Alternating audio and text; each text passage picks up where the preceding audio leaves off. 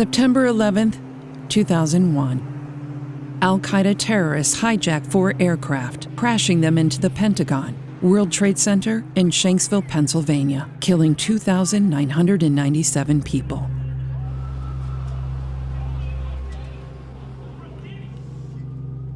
The United States enters Afghanistan in pursuit of Osama bin Laden, the leader of Al-Qaeda. Hundreds of thousands of men and women answer the call to serve overseas in the wars in Afghanistan and Iraq. In response, Minnesotans Military Appreciation Fund was founded in 2005, based on the vision of founder Eugene Sitt. Eugene and Gail Sitt donated the first $1 million. With his great passion and energy, Gene Sitt recruited leaders and supporters from across Minnesota who saw beyond partisanship. The founders included civic and business leaders, including former chairman of the Joint Chiefs of Staff, John W. Vesey, Vice President Walter Mondale, Senators Rudy Boschwitz and David Nuremberger, along with co-founders Michael Gorman, Skip Krozik, and General Dennis Schulstead. MMAF launched in 2005 with 2 main events, an appreciation walk in support of service members and their families, and a fundraising dinner with special guest Senator John McCain. Young men and women will learn courage from your good character. They will learn from your love for something greater than yourself. The mission is simple. Say thanks by awarding cash grants to Minnesota service members and their families. Keep up the support. It goes miles over here. Hope to be home soon. The grant you've offered to service members is greatly appreciated. It's always wonderful to hear that folks back home have us in their thoughts. In 2006, public support grew as MMAF honored troops on the Timberwolves court and the Twins field. By the end of 2006, MMAF had awarded $1.5 million in grants to over 4,000 service members. In early 2007, best-selling author and Minnesota native Thomas Friedman spoke at MMAF's second fundraising dinner. I came here for one reason, to express my thanks to those who don't really ever get to decide the wisdom of a war, don't really get to determine its execution, don't really get to debate its virtues, but who, when the orders come, willingly answer the call. In June of 2008, MMAF founder Eugene Sitt passed away. His legacy continued as his son, Roger Sitt, took the helm as chair of the organization.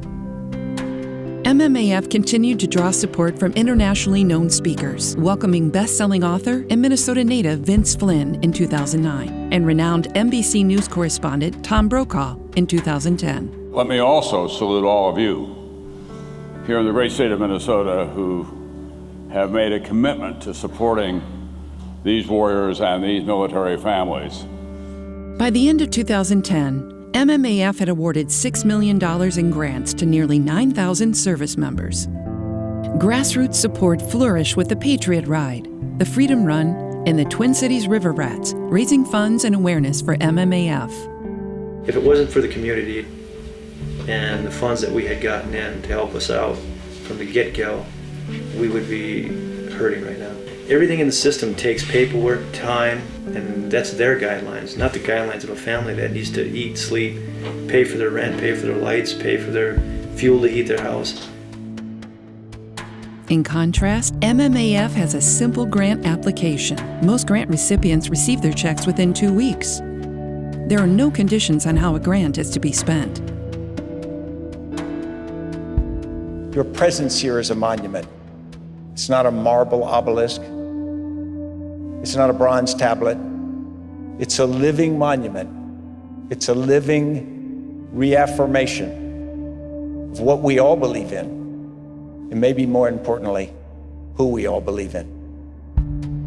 In 2015, MMAF hosted The Wall That Heals, a traveling replica of the Vietnam Memorial in Washington, D.C., as a way to honor veterans of past wars.